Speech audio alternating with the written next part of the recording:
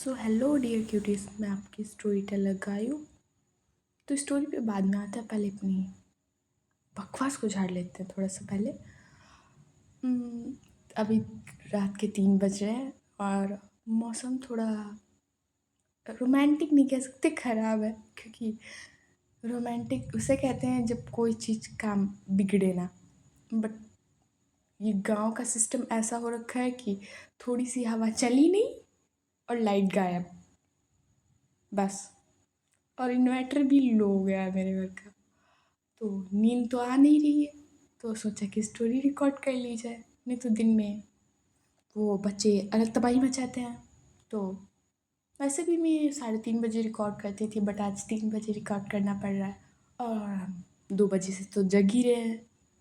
तो बहुत हो गई बकवास। एंड हाँ, वो कल राजे दिल स्टोरी आ रही है आपकी शाम को 9 बजे। एंड कल आपकी जो जुनून आएगी, ये दोनों स्टोरी बहुत इम्पॉर्टेंट है। अगर आपने दोनों नहीं सुनी तो आपको अगले वाले पार्ट समझ में नहीं आने वाले। और कल के पार्ट के बाद जो अगला पार्ट आने वाला है, जिसको आपको बहुत बेसब्री से इंतज़ार था कि 2 साल पहले जोया के साथ क्या हुआ था। पर आई मीन समझ जाओ क्या हुआ था, क्या होगा। मैं अच्छे से एक्सप्लेन करूँगी। सो आज की स्टोरी, कल की स्टोरी एंड वो राजे दिलवारी तो पक्का नहीं भूलना तुम लोग, देखना। नहीं तो उसके बिना तुम्हें कुछ समझ में नहीं आने वाला कि आगे स्टोरी में हुआ क्या था। सो दोनों स्टोरी को कल की मिस मत करना, नहीं तो कुछ घंटा नहीं समझ में आने वाला तुम्हारे। सो आते हैं अपनी सीधे स्टोरी पे, प्रकट होता है। बहुत हो गई बकवास। पिछले पार्ट में आपने देखा था कि जो सिया होती है वो चलने का ट्राई कर रही थी। मतलब इतने दिनों बाद वो कोमा से उठी है तो वो चलने का ट्राई कर रही थी, बट वो बहुत वीक थी तो इसीलिए वो गिरने वाली होती है। तभी जो जोया होती है वो उसे संभाल लेती है और बेड पे बिठा देती है जाके। एंड आते हैं सीधे आज की स्टोरी पे। अब हम ना टाइम को थोड़ा शिफ्ट करेंगे, 10-15 दिन बाद देखते हैं। 10-15 दिन निकल जाते हैं ऐसे ही। जो सिया होती है वो बिल्कुल ठीक हो जाती है, मतलब पहले की तरह एकदम चलने वलने लगती है। तो जो सिया होती है वो बिल्कुल ठीक हो जाती है। एंड जो जोया और सिया होते हैं वो कमरे में लेटे होते हैं। जो जोया होती है उसके दिमाग में आता है कि क्या इसे आरवी और काशवी याद है। जो जोया होती है वो जाती है, उठती है बेड से एंड वो बुक्स लेकर आती है एंड कहती है कि सिया मैं तुम्हें बुक्स पढ़ के सुनाऊँ। इधर जो सिया होती है वो कहती है कि नहीं मैं खुद पढ़ लूँगी। इधर जो जोया होती है वो कहती है कि नहीं, कुछ स्टोरी है, मैं तुम्हें अच्छे से पढ़ा, आई मीन पढ़ती हूँ, तुम सुनना। इधर जो सिया होती है वो भी हाँ में सिर हिलाती है कि हाँ तुम पढ़ाओ। इधर जो जोया होती है वो जो स्टोरी सुना रही थी, आई मीन पढ़ के, उसमें आरवी और काशवी का बार बार नाम ले रही थी। बट जो सिया होती है उससे इन चीज़ों से कोई फ़र्क नहीं पड़ता था। मतलब ऐसा लगता था कि वो इन दोनों को जानती ही नहीं है। मतलब जब आरवी और काशवी का बार बार नाम आ रहा था तो उसे सिर्फ स्टोरी जैसा लग रहा था, उसे आरवी और काशवी का नाम बिल्कुल भी नहीं याद था। एंड जो जोया होती है वो जान जाती है कि इसे आरवी और काशवी भी नहीं याद है। एंड जो जोया होती है वो स्माइल करती है, पता नहीं क्यों। बट जो जोया होती है वो जब जान जाती है कि आरवी और काशवी उसे नहीं याद है, जोया के चेहरे पे एक सुकून वाली स्माइल होती है। आई मीन कि कह लो कि नहीं याद है, बहुत अच्छा है, मतलब ये वाली स्माइल थी उसके चेहरे पे। एंड वो कहती कि बस आज की स्टोरी यहीं तक, बस बस कल सुन लेते हैं फिर। और इतना कहकर वो जो बुक्स होती है वो रख देती है जाके। एंड ये लोग सो जाते हैं। अब सीधे आते हैं मॉर्निंग के सीन पे। इधर जो सिया और जोया उठते हैं, फ्रेश होते हैं जाके दोनों लोग, एंड सीधे चले जाते हैं डाइनिंग टेबल, आई मीन नीचे चले जाते हैं। और सब लोग डाइनिंग टेबल पे बैठे हुए थे। आज जोया के मम्मी पापा और दादी भी सब लोग आए हुए थे, तो सब लोग डाइनिंग टेबल पे बैठे हुए थे। तभी जो सिया होती है वो खाना खा रही थी। तभी जो सिया होती है वो कहती है कि पापा, अब मैं ठीक तो हो गई हूँ, अब मुझे कॉलेज जाना है। इधर जो सिया की मम्मा होती है वो सिया की तरफ देखती है और कहती है कि बेटा अभी तुम पूरी तरह से ठीक नहीं हुई हो, थोड़ा टाइम और लो। इधर जो सिया होती है वो कहती है कि मम्मा अब मैं पूरी तरह से ठीक हूँ। मुझे कॉलेज जाना है इधर। इधर जो सिया के पापा होते हैं वो अपनी वाइफ़ की तरफ आई मीन शालिनी की तरफ देखते हैं एंड कहते कि सिया सही कह रही है। अब सिया ठीक भी हो गई है और उसे कॉलेज जाना चाहिए। तभी जो सिया की मम्मा होती है वो कहती कि सिया 4 साल से कोमा में थी। उसके पास 12th और 10th की मार्कशीट नहीं है, बिना मार्कशीट के कौन एडमिशन देगा? इधर जो सिया के पापा होते हैं वो कहते हैं कि तुम भूल रही हो हम लोग कोठारिया से हैं। ये मार्कशीट और इनका इंतज़ाम करना हमारे लिए कोई बड़ी बात नहीं है। इधर जो सिया की मम्मा होती हैं वो अपनी सर नीचे कर लेती हैं। तो जो ज़ोया के पापा होते हैं वो कहते हैं कि हाँ, बिल्कुल सही है। और ज़ोया को भी 1 साल हो गया है घर में बैठे और उसने भी कॉलेज अभी जॉइन नहीं किया है। तो सिया और ज़ोया एक ही कॉलेज में जाएँगे। इधर जो सिया की आई मीन ज़ोया की मम्मी होती है वो कहती है कि पर अभी सिया की तबीयत ठीक नहीं है। इधर जो सिया होती है वो कहती है आंटी ज़ोया है ना मेरे साथ, वो मेरा ख़्याल रख लेगी। इधर जो शालिनी होती है आई मीन सिया की मम्मी होती है वो कहती है कि सिया सही कह रही है। ज़ोया है तो मुझे किसी बात की टेंशन नहीं है। इन 4 सालों में ज़ोया ने सिया का बहुत अच्छे से ख़्याल रखा है, मुझे पता है वो बहुत अच्छे से रखेगी।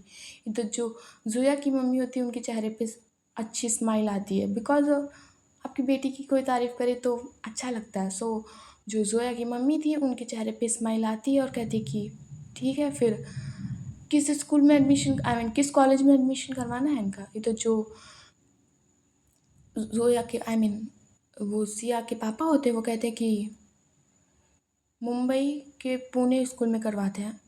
वहाँ आई मीन कॉलेज बहुत बढ़िया है, यूनिवर्सिटी वहाँ की बहुत बढ़िया है और वो इतना कहते ही हैं कि और वो इतना कहने जाते होते हैं जो वो अपने लोगों का स्कूल है वो जो इधर वो ज़ोया के पापा होते हैं वो बीच में बात काट देते हैं आई मीन वो कुछ कहने वाले थे सिया के पापा कि वो एंड जो ज़ोया के पापा होते हैं वो अपनी बात बीच में रखते हैं कि पर इन लोगों का एडमिशन के लिए बहुत लेट हो गया है। जिन लोगों को बच्चों का एडमिशन करवाना था, वो 1 महीने पहले करा चुके हैं एंड पता नहीं अब सीट्स अवेलेबल होंगी कि नहीं होंगी। इधर जो सिया के पापा होते हैं वो कहते हैं कि ये बात तो तुम्हारी सही है। देखते हैं कुछ होता है फ़ोन पे देखते हैं बात करके। इधर जो सिया के पापा होते हैं वो सब लोग खाना खाते हैं। सब लोग मतलब खाना खा रहे होते हैं। उन लोग खाना खा के जो सिया के पापा होते हैं और ज़ोया के पापा होते हैं वो जाते हैं कमरे में और जो स्कूल का प्रोसेस होता है वो पूछते हैं कि कितने दिन में एडमिशन मिल सकता है ये वो और लेट इन लोगों को ऑलरेडी हो गया था 1.5-2 महीने। सो जो सिया के पापा होते हैं वो बात बात करके सिया और ज़ोया कमरे में बैठे होते हैं कुछ बातें कर रहे थे तभी जो सिया और ज़ोया के पापा होते हैं वो जाते हैं उनके कमरे में और कहते हैं कि तुम लोगों का एडमिशन हो गया है एंड तुम लोगों को आज ही निकलना होगा मुंबई के लिए।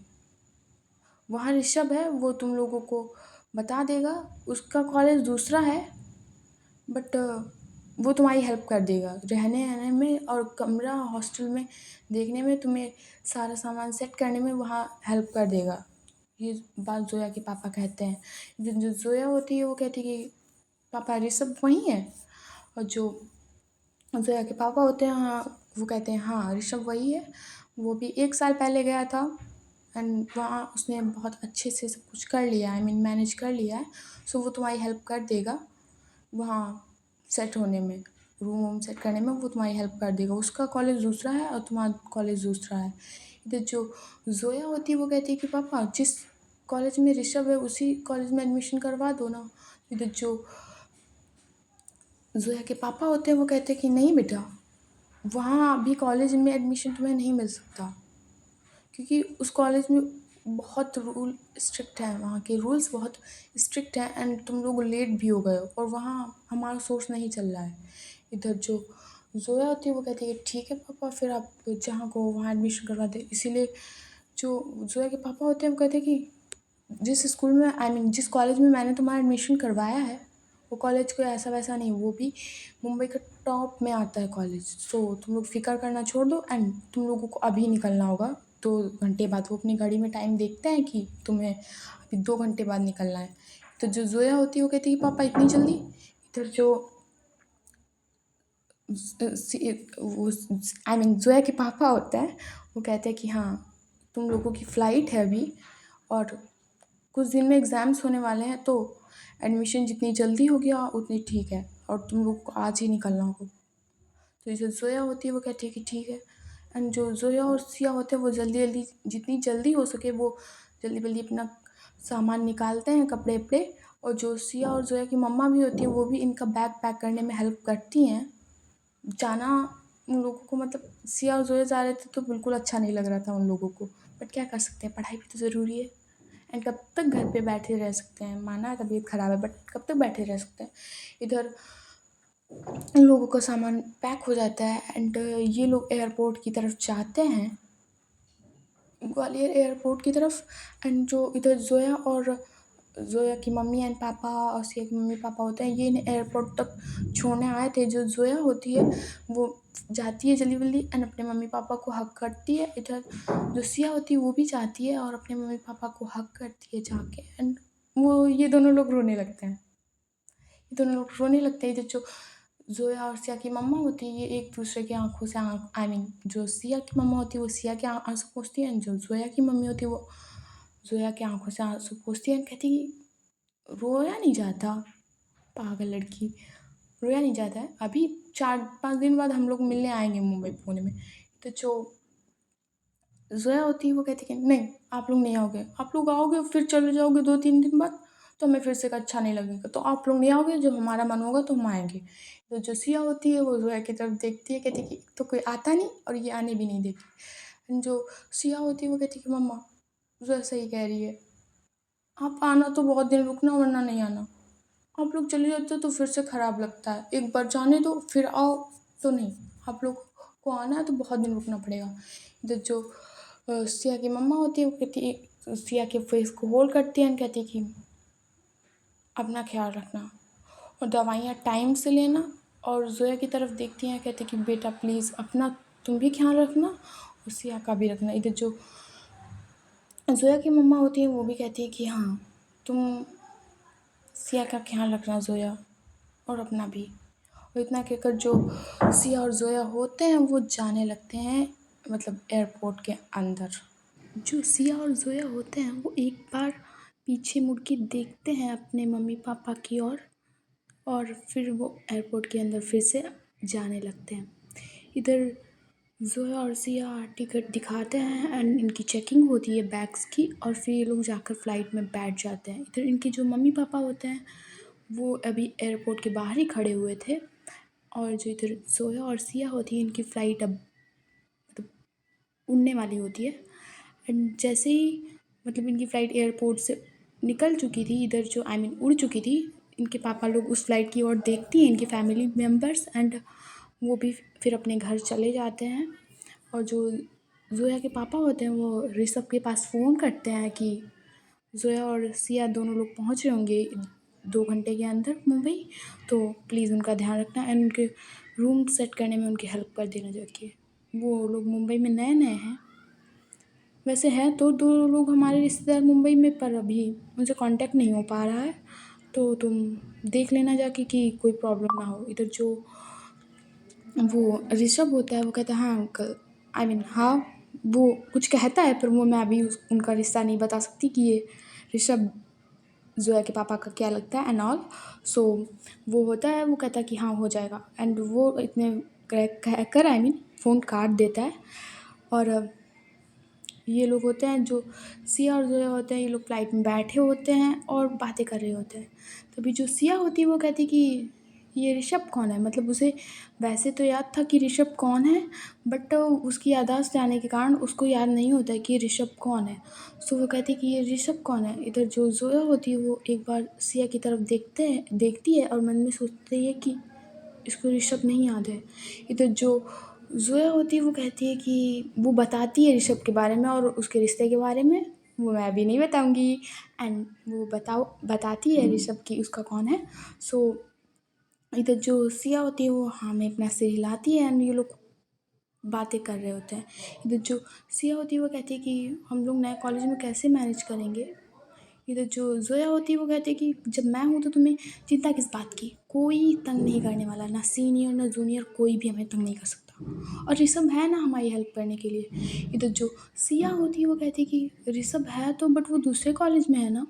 तो इधर जो सिया आई मीन ज़ोया होती है वो कहती है कि तुम्हें लगता है कि कोई सीनियर जूनियर हमें लोगों को परेशान करेगा? मैं हूँ उनके लिए, काफ़ी हूँ उनके लिए अच्छे से। और तुम्हें डरने की क्या ज़रूरत है? तुम तो मुझे बचपन से जानती हो। जो कुछ करना है उसके मुँह पे मार दूँगी मैं खींच के, जो भी कोई हमें परेशान करेगा। किसी की हिम्मत नहीं होगी हमें परेशान करने की। इधर जो सिया होती है वो एक बार मुस्कुराती है, इतने सालों में आज वो मुस्कुराई थी। और जो ज़ोया होती है वो देखती है सिया की तरफ एंड कहती है ऐसे ही अच्छी लगती हो मुस्कुराते हुए, हँसा करो।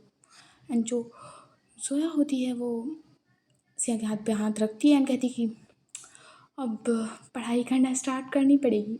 तो जो सिया होती है वो कहती है कि 4 साल बहुत रेस्ट कर लिया मैंने। तो जो ज़ोया होती है वो कहती है नहीं तुमने रेस्ट नहीं किया है। मैं पूरी रात तुम्हारे साथ मैं बुक पढ़ती थी एंड तुम्हें बुक पढ़ा के सुनाती थी।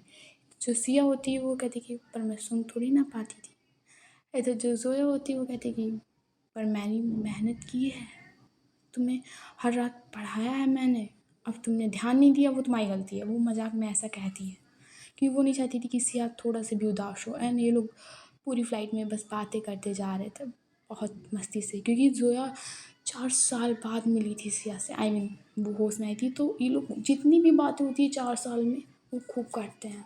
बट जोया ने एक बार भी आरवी और काशवी का नाम नहीं लिया था, बस उससे कंफर्म करना था तो उसने स्टोरी में इन दोनों का नाम लिया था। बट वो अब इन दोनों का नाम नहीं ले रही थी, बिल्कुल भी नहीं। और ये लोग 2 घंटे बाद पहुंच जाते हैं मुंबई के एयरपोर्ट पे। इधर वो टैक्सी लेते हैं और पुणे जाते हैं, मुंबई पुणे में जहाँ इनका कॉलेज था। इधर जो ऋषभ होता है वो एयरपोर्ट गया था लिवाने, बट ये लोग टैक्सी से आ जाते हैं सीधे कॉलेज की ओर, आई मीन कॉलेज पहुंच जाते हैं। इधर जो ऋषभ होता है वो जोया के पास फ़ोन करता है और कहता है कि जोया तुम एयरपोर्ट में थी ना, तो तुम लोग दिख नहीं रहे हो एयरपोर्ट में। जो इधर ज़ोया होती है वो कहती है कि नहीं मैं कॉलेज आ चुकी हूँ, मुझे लगा तुम देर में आओगी इसीलिए मैंने टैक्सी कर लिया एंड हम लोग कॉलेज के बाहर खड़े हैं। इधर जो आई मीन जो ऋषभ होता है वो कहता है कि खड़े रहो मैं अभी थोड़ी देर में आता हूँ। इधर जो ज़ोया और सिया होते हैं वो कॉलेज के बाहर जो वॉचमैन होता है उससे कहता है, कुछ बातें करते हैं। जो वॉचमैन होता है वो कहता है कि मैम इस तरफ हॉस्टल है एंड वो कुछ टीचर्स को बुला के लाता है। इधर जो इतने में होता है वो ऋषभ भी आ जाता है एंड वहाँ पे जो टीचर्स हैं उनको नमस्ते करता है और कहता है कि मैं इनकी हेल्प कर दूँ। तो जो टीचर्स होते हैं वो कहते हैं कि हाँ बेटा तुम कर दो, क्योंकि वो जानते थे ऋषभ को, कभी कभी वो कॉलेज आता था तो वो लोग जानते थे, कभी कभी आता था वो। एंड उसकी जान पहचान अच्छे से हो गई थी 1-2 सालों में, जितने साल वो 1 साल ये रहा है यहाँ। तो कॉलेज आस पास था इसका तो टीचर्स उसको जानते थे। तो इधर जो वो टीचर्स होते हैं वो कहते हैं कि हाँ हेल्प कर दो। एंड जो टीचर्स के पास है वो एक बार फ़ोन रिंग होता है एंड वो टीचर होते हैं वो फ़ोन उठाते हैं, तभी वहाँ से एक बूढ़े आदमी की आवाज़ आती है और कहते कि वो दोनों लोग आ गए। इधर जो वो टीचर्स होते हैं मतलब होता है वो कहते हैं कि हाँ सर आ गए। तो उधर वो आदमी कहते हैं कि ध्यान रखना उन्हें कोई तकलीफ़ ना हो और उन्हें बेस्ट से बेस्ट रूम प्रोवाइड किए जाएँ, कोई भी उन्हें हर चीज़ दी जाए। इधर जो टीचर्स होते हैं वो जोया से की तरफ देखते हैं एंड कहते हैं कि हाँ सर हाँ हो जाएगा, आपका काम हो जाएगा। इधर जो जोया होती है वो थोड़ा कंफ्यूज होती है, मतलब कि पापा ने कहा था कि ऋषभ सब करवा देगा एंड पता नहीं किसका फ़ोन आया है।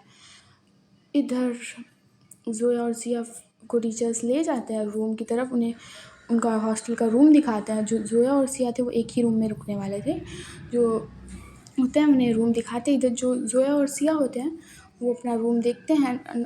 जो ऋषभ होता है वो भी उनका सामान सेट करवाता है पूरे रूम में, मतलब कपड़े वपड़े वो सारे सेट करवाता है। और ये लोग अब बैठे होते हैं। इधर जो जोया होती है वो कहती है कि चलो मुझे भूख लगी है बहुत तेज़। इधर जो सिया होती है वो कहती है कि हाँ मेरी मेडिसिन लेने का भी टाइम हो गया है तो मुझे भी बहुत तेज़ भूख लगी। इधर जो ऋषभ होता है वो कहता है कि चलो फिर नीचे मेस में खाना खाने चलें। इधर जो जोया होती है वो कहती है कि अभी मेस का टाइम नहीं हुआ है खाने का। इधर जो सिया आई मीन ऋषभ होता है वो कहता है कि अरे नहीं, खाना मिल जाएगा, तुम लोग अभी न्यू हो तो तुम लोगों को भी आई मीन सॉरी सॉरी, भूख लगी होगी तो तभी वो न्यू हो तुम लोग तो टाइम नहीं पता है तुम लोग को, तभी वो लोग खाना दे देंगे। इधर जो ऋषभ होता है वो कहता है कि सिया और जोया फिर चलें। इधर जो सिया और जोया होते हैं वो कहते हैं कि हाँ चलो। और ये हॉस्टल का मेस किधर है? तो जो ऋषभ होता है वो कहता है मुझे अभी पता नहीं है, चलो किसी से पूछ लेंगे। इधर जो जोया होती है वो कहती है कि हाँ चलो पूछ लेंगे। एंड जोया और सिया ये लोग रूम से उठते हैं और जाने लगते हैं मेस की ओर। और वो एक गार्ड से पूछते हैं जो वहाँ पे खड़ा था, वो कहते हैं कि मेस भैया भैया मेस किधर है हॉस्टल का? इधर जो वो गार्ड होता है वो एक तरफ इशारा करता है कि यहाँ से दूसरी साइड है, बिल्कुल अपोजिट साइड। इधर जो जोया और सिया और ऋषभ होते हैं वो जाने लगते हैं उधर साइड की ओर।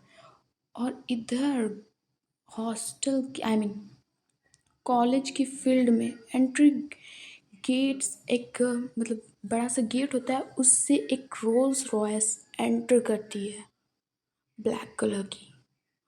और जैसे ही वो रोल्स रॉयस होती है एंटर करती है कॉलेज के अंदर, जो सारे बच्चे होते हैं इधर उधर जो टहल रहे होते हैं शाम के टाइम आई मीन अब अभी रात के आई मीन रात के कह रहे हैं, अभी दिन के 3-4 बजे हुए थे, 3-4 बज गए होते हैं।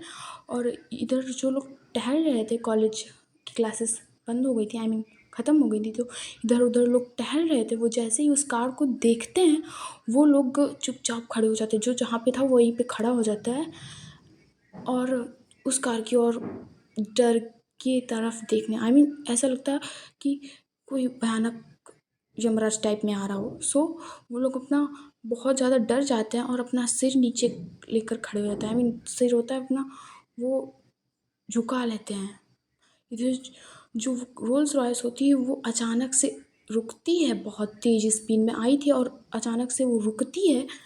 इधर उसमें से 2 लड़कियां निकलती हैं, जिसमें से एक लड़की के हाथ में सिगरेट होती है और वो लगातार उस सिगरेट को पिए जा रही थी।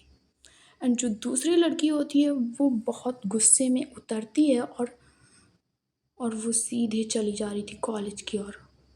एंड वो कॉलेज के कॉरिडोर में जाती है और वहाँ पे एक लड़का था, वो चल रहा था आई मीन आ रहा था उसी तरफ। इधर जो दूसरी वाली लड़की होती है वो जाती है उस लड़के की कॉलर को पकड़ती है एंड घसीट के लाती है उसी मतलब फील्ड में जहाँ पे मतलब एक ग्राउंड एरिया था जहाँ पे उनकी रोल्स रॉयस खड़ी थी, वहीं पे उसको पटक देती है आके। एंड वो अपनी रोल्स रॉयस के बम्पर होता है जो आई मीन गाड़ी का आगे वाला, उसी पे बैठ जाती है जहाँ पे वो पहली वाली लड़की बैठी होती है। वो सिगरेट पी रही होती है, लगातार वो सिगरेट पिए जा रही थी। एंड जो दूसरी लड़की उसको घसीट के लाई थी वो उसको ज़मीन पे वहीं पे पटक देती है और वो अपनी रोल्स रॉयस पे बैठी हुई थी आगे एंड कहती है साले कुत्ते, तेरी हिम्मत कैसी हुई मेरे नानू के पास फ़ोन करने की? हाँ, तू सीधे प्रिंसिपल ऑफिस से नंबर लेके, जब प्रिंसिपल ऑफिस में तेरी सुनी नहीं गई तो सीधे तूने मेरे नानू के पास फ़ोन कर दिया? हाँ, क्या कुत्ते, कम से कम अपनी गर्लफ्रेंड से तो पूछ लेता कि उसकी मर्ज़ी क्या थी। उसे मैंने कोई ज़बरदस्ती तो की नहीं थी उसके साथ, वो खुद सोने आई थी मेरे साथ, तो मैंने उसके साथ कोई ज़बरदस्ती तो की नहीं थी जो तू मेरे नानू के पास सीधे पहुंच गया। जब प्रिंसिपल ऑफिस में तेरी नहीं चली तो साले तूने नानू के पास फ़ोन कर दिया मेरे? हाँ, तेरी इतनी हिम्मत। एंड फिर से वो रोल्स रॉयस से अपनी उतरती है एंड उसके फिर से अगेन बाल पकड़ती है और जो उस वहीं पे एक लड़की खड़ी हुई होती है उससे मतलब उसके सामने उसके पैरों के नीचे पटक देती है एंड कहती है कि पूछ इससे, नहीं पूछ इससे कि मैंने इसे फोर्स किया था, ये खुद आई थी ना मेरे पास। हाँ, बहुत आग थी इसमें, तुझसे तो कंट्रोल हुई नहीं, तुझसे तो संभाल ही नहीं गई, इसलिए वो लड़की मेरे पास आई। कम से पूछ तो लेता कुत्ते। और तूने मेरे सीधे नानू को बता दिया, तूने सीधे मेरे नानू को बता दिया जाके। इधर जो वो वहाँ पे प्रिंसिपल भी आ जाते हैं इतना सारा शोर सुन के, बट वो कुछ नहीं बोल रहे थे, कुछ भी नहीं बोल रहे थे। वो फिर से अंदर अपने ऑफिस में चले जाते हैं, फिर से वो ऑफिस में होते हैं वो चले जाते हैं। और इधर पूरा जो बच्चे हुए थे वो बहुत डरे हुए खड़े थे। एंड जो इधर वो लड़का जो मार खा रहा था वो कहता है कि तो मुझे नहीं पता, इसने मुझसे खुद कहा था कि मेरे साथ काशवी ने बस बदतमीजी की है। एंड जो इधर वो काशवी होती है, आई मीन जो उसको लड़की को मार मार रही थी वो काशवी होती है। एंड वो उस लड़की की तरफ देखती है और उसके पास जाती है एंड कहती कि लगता है तुम्हारे अंदर बहुत आग है, जो मुझसे पंगे ले रही हो। बहुत ज़्यादा ही है। ये बहुत ज़्यादा तुम्हारे में आग आ गई है। मैंने तुमसे तुम्हारे साथ फोर्स किया था। फोर्स किया होता तो तुम यहाँ पे खड़ी नहीं होती। समझ में आई तुम्हारी बात? और तुमने अपने बॉयफ्रेंड को क्यों नहीं सच बताया कि तू उससे सेटिस्फाइड नहीं हो रही थी? हाँ, कि तू वो तेरे को सेटिस्फाइड नहीं कर पा रहा था ना, तभी तो आई थी तू मेरे पास। और वो उस लड़की को घसीट के लाती है एंड कहती कि तुम लोग सिर्फ यहाँ के स्कूल के कीड़े मकोड़े हो, ज़्यादा उछलोगे तो ना जला के फेंक दूंगी। नहीं तो अगर पढ़ना हो तुम्हें इस स्कूल में, आई मीन इस कॉलेज में रहना है तुम्हें, तुम्हारे लास्ट ईयर ना बर्बाद जाए, तो चुपचाप यहीं रहना सीख लो। और आवाज़ अगली बार से उठाई ना तो यहीं कुचल दिए जाओगे। समझ में आया? और इधर जो काशवी होती है वो अगेन बैठती है अपने कार के ऊपर एंड कहती कि लिसन, यहाँ सिर्फ काशवी रहेजा का राज चलता है। जिसने भी ना बदतमीजी की या इधर उधर कुछ भी किया, समझ लो प्रिंसिपल तो ऑफिस से जाएगा ही अगर उसने कोई एक्शन लिया। तुम लोग भी अपना ये कॉलेज से हाथ धो बैठोगे। और याद रखना पूरे मुंबई में कहीं एडमिशन नहीं होने दूंगी मैं, कहीं भी नहीं होने दूंगी। इतना गांठ बांध लो अपने दिमाग में, और जिंदा भी नहीं बच के जाओगे, इतना भी समझ लो। और वो उठती है फिर अपने कार से। इधर जो दूसरी लड़की होती है हमारी प्यारी आरवी, वो तो बस उसकी तीसरी सिगरेट होने वाली, इतने तमाशे में होती है वो तीसरी सिगरेट अपनी पी रही होती है। सस्ते नशे बोल सकते हैं सिया के जाने के बाद। सो वो सस्ते नशे कर, आई मीन सस्ती क्या महंगी नशे कर रही थी। इधर जो आरवी होती है वो अपना शांत खड़ी हुई थी, उसको कुछ इन चीज़ों से कुछ लेना देना थी। उसके चेहरे पे घंटा भाव नहीं आए थे, मतलब जिस तरीके का उसका मुंह था वैसा ही रहता, बस सिगरेट पीने के लिए खुलता था बस। और इधर जो आरवी होती है वो अपनी कार में जाती है एंड वो एक टाइप में पाउडर टाइप में होता है ड्रग्स, वो लाती है एंड जो अपने हाथ में लेती है एंड वो सिगरेट में डिप करती है एंड फिर से उसको सिगरेट फिर से पीने लगती है। वो उसका ड्रग्स, अल्कोहल, सिगरेट सब चल रहा था, पूरी पागल हो चुकी थी वो। एंड जो इधर काशवी होती है वो इधर उधर नज़रें देखती है इधर उधर करके एंड उसे एक लड़की नज़र आती है जो वन पीस में, आई मीन कह लो कि बिल्कुल ऐसा लगता पार्टी ड्रेस में आई हो। सेम सिस्टर लग रहा था। पता नहीं कोई क्यों, कॉलेज तो ख़त्म, आई मीन क्लासेस तो ख़त्म हो गई थी। जो काशवी होती है वो उस लड़की की तरफ देखती है और चाहती है कि कहती है कि शाम को मेरे घर पे मिलना। एड्रेस वो अपना बताती है कि यहाँ यहाँ पे आ जाना। इधर वो लड़की होती है वो थोड़ा डरती है और कहती है कि मैं नहीं आऊँगी। इधर जो काशवी होती है वो एक नज़र घूर के देखती है, कहती कि लगता है तुम्हें कॉलेज में रहना नहीं है। तुम चाहती हो इस कॉलेज से मैं तुम्हें निकलवा के फेंक दूँ? अगर नहीं कि तुम्हारी ये 2 साल तुम्हारे बर्बाद ना जाएं। थर्ड ईयर चल रहा है ना तुम्हारा, और तो सोच लो तुम्हें क्या करना है। इधर जो वो लड़की होती है वो अपनी नीज़ पे आके रोने लगती है एंड कहती है कि प्लीज़ मुझे छोड़ दो, मुझे छोड़ दो ना प्लीज़। इधर जो काशवी होती है वो बैठती है उसी के सामने और उसके चिन को होल्ड करती है एंड कहती कि आ जाना, हम तुम्हें छोड़ देंगे। जब पहुंची नहीं तो अगले दिन तुम इस कॉलेज में नहीं देखोगी। इधर जो वो लड़की होती है वो बहुत रोती है बट नहीं, काशी कहाँ सुधरने वाली थी। एंड जो इधर जो काशी होती है वो फिर से उठती है और अपनी कार में बैठ जाती है जाके। इधर जो आरवी होती है वो भी अपनी कार में बैठ जाती है एंड ये लोग सीधे कॉलेज के जो पार्किंग एरिया होता है वहाँ पे अपनी कार पार्क करते हैं एंड ये दोनों लोग फिर से उतरते हैं अपनी कार से। आई मीन पार्क करके दोनों लोग उतरते हैं एंड जाने लगते हैं कॉलेज के अंदर। इधर दूसरी साइड से बिल्कुल कह लो कि अपोजिट साइड से मतलब दिखे ना, इधर सिया और जोया और ऋषभ जा रहे थे। मतलब निकलते हैं इधर, लेफ्ट साइड से निकलती है ऋषभ और जोया और सिया, इधर राइट साइड से निकलती है सिया और आरवी। बट इन दोनों की नज़र ना इधर उधर नहीं जाती, ये लोग सामने से थोड़ी दूरी से निकल जाते हैं एक दूसरे से, बट कोई भी किसी को देख नहीं पाया था। और जो इधर जोया और सिया और ऋषभ होते हैं ये मैस में चले जाते हैं, इधर जो काशी और आरवी होते हैं वो चले जाते हैं एक साइड में बिल्डिंग बनी बनी हुई थी उसमें चले जाते हैं। एंड वो लोग बैठ जाते हैं जाके सीधे क्लास में जहाँ पे टीचर्स बैठते हैं, वहाँ पे सीधे बैठ जाते हैं जाके। पढ़ाई से तो उनको लेना देना बचपन से ही नहीं था। आरवी को था, वो पता नहीं अब पढ़ती है या भी नहीं, कि वो सीधे नशे करने लगी है। एंड ये लोग जाते हैं टीचर्स की जो बेंच पड़ी हुई थी, जो सीट पड़ी हुई थी वहीं पे बैठ जाते हैं, चेयर पड़ी हुई थी वो उसी पे बैठ जाते हैं जाके। एंड अभी तक उस क्लास में, अभी क्लासेस तो ओवर हो गई थी, पर पता नहीं ये लोग क्या करने आए थे। इधर जो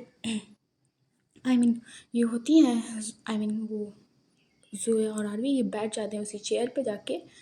और अब कुछ बच्चे लड़कियां आती हैं उस क्लास के अंदर। इधर जो एक लड़की आई थी वन पीस पहन के ब्लैक कलर का, बिल्कुल slim hot body sexy. And वो जाती है सीधे आरवी के पास।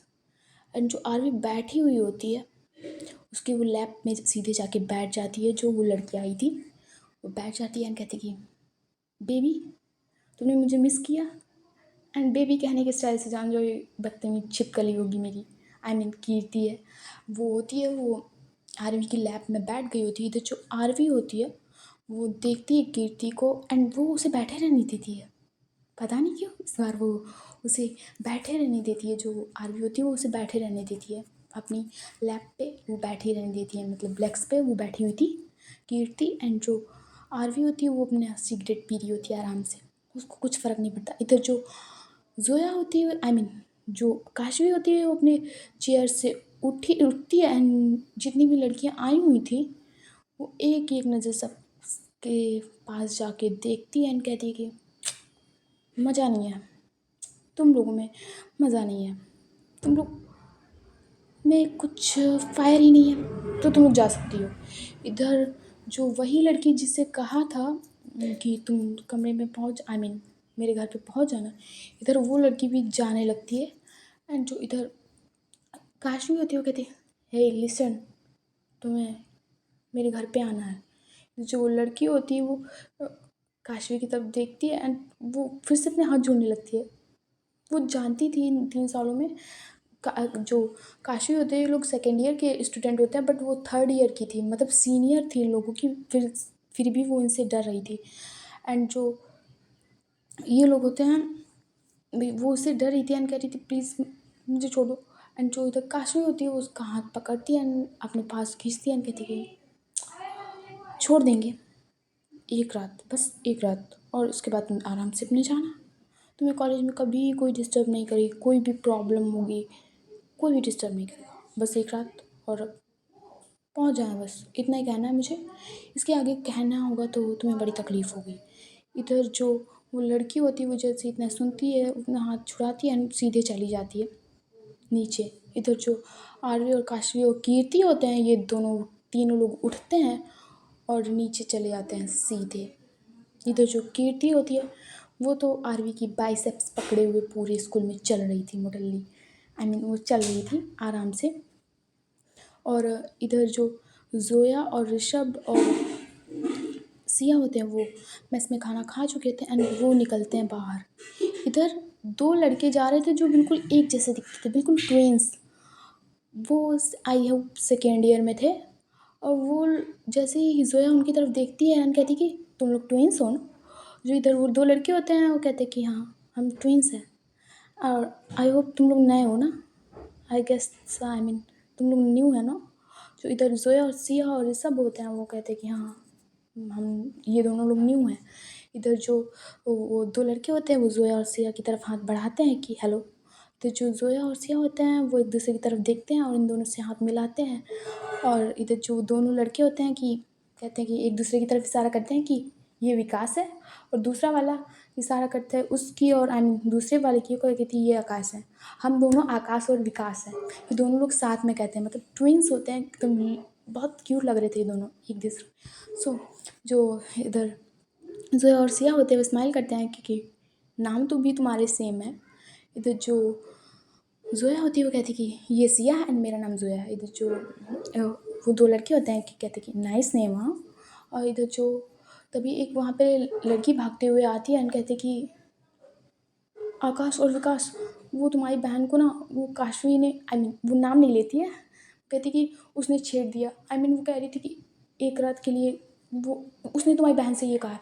तो जैसे ही वो दोनों लोग सुनते हैं आई मीन आकाश और विकास, वो आई मीन वो मिडिल क्लास फैमिली से थे। वो सिर्फ स्कॉलरशिप की वजह से इस कॉलेज में पहुँचे थे। वो मिडिल क्लास फैमिली से होते हैं। इधर जो आकाश और विकास होते हैं वो कहते हैं एक्सक्यूज़ मी गाइस एंड वो भागने लगते हैं। इधर जो जोया और सिया होते हैं वो पूछते हैं कि क्या हुआ, बट वो दोनों लोग इतनी जल्दी में थे कि वो सीधे भागने। इधर जो ये तीनों लोग होते हैं वो भी उसके पीछे पीछे जाने लगते हैं। और तभी जो वो लड़की होती है वो कहती है कि नहीं, तुम लोग नहीं जाना वहाँ पे। इधर जो जोया होती है वो कहती है कि क्यों। इधर वो लड़की बताती है कि इस स्कूल में ना आई मीन इस कॉलेज में दो सेकेंड ईयर में दो लड़की पढ़ती है, उनका पूरे स्कूल में राज चलता है, उनके बिना यहाँ कोई पत्ता भी नहीं हिलता। और वो सारी चीज़ें उनको बताती है बट नेम नहीं बताती कि कौन है। मैं बताने भी नहीं दूँगी इतनी जल्दी। और इतने जो काश आई मीन जोया होती है वो कहती है कि तो इतनी बदतमीजी कौन करता है किसी लड़की के साथ, और कौन है ये बदतमीज़। इधर जो जोया होती है उससे तो गुस्सा बहुत आ रही होती है। इधर जो ऋषभ होता है वो कहते हैं कि जोया तुम्हें इस पचड़े में पढ़ने की ज़रूरत नहीं है, वो भी तुम अभी न्यू हो इस कॉलेज में, सो किसी से पंगा नहीं लेना। इधर जो जोया होती है वो कहती है कि पंगा लेने की जैसी बात की, पर बिना किसी लड़की की मर्जी के उसे टच कैसे कर सकते हैं। जोया होती है इस बात पे बहुत ज़्यादा गुस्सा होती है, वो चिल्ला रही होती है ऋषभ पे कि किसी लड़की के बिना परमिशन के कोई इसे कैसे टच कर सकता है। तो जो ऋषभ होता है वो एक बार जोया की तरफ देखता है, उसके शोल्डर पे हाथ रखता है, कहती कि काम हो जाओ, रिलैक्स जोया रिलैक्स। एंड तुम्हें इस बात से कोई लेना देना नहीं होना चाहिए जोया। जोया ध्यान रखो एंड अपने गुस्से को थोड़ा काबू करो। इधर जो सिया होती है वो भी जोया को चिल्लाते हुए बहुत देखती है।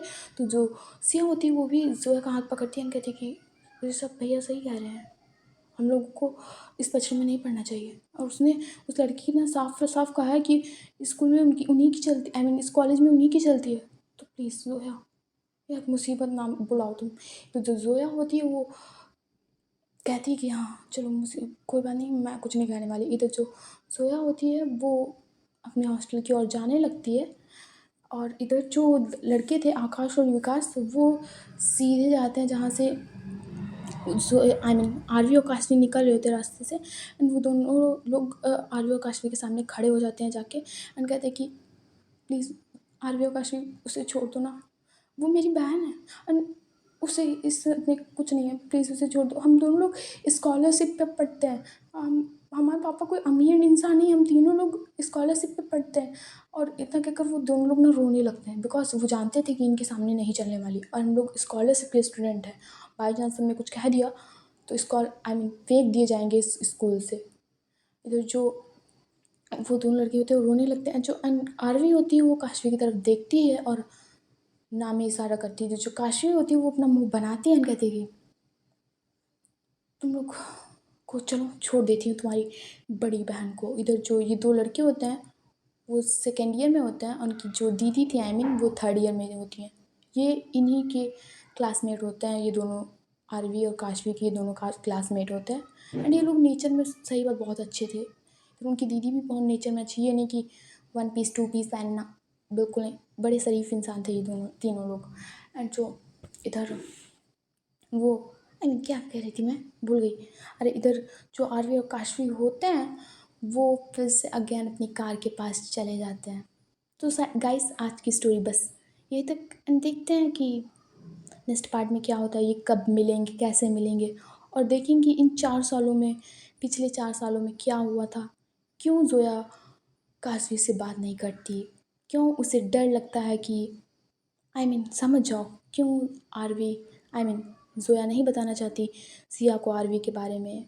तो इन 4 सालों में ऐसा क्या हुआ जो ज़ोया इतनी नफ़रत करती है ज़बरदस्ती के नाम पे कि फ़ोर्सफुली ये सब नहीं करना चाहिए। सो देखते हैं कि क्या बात हुई है।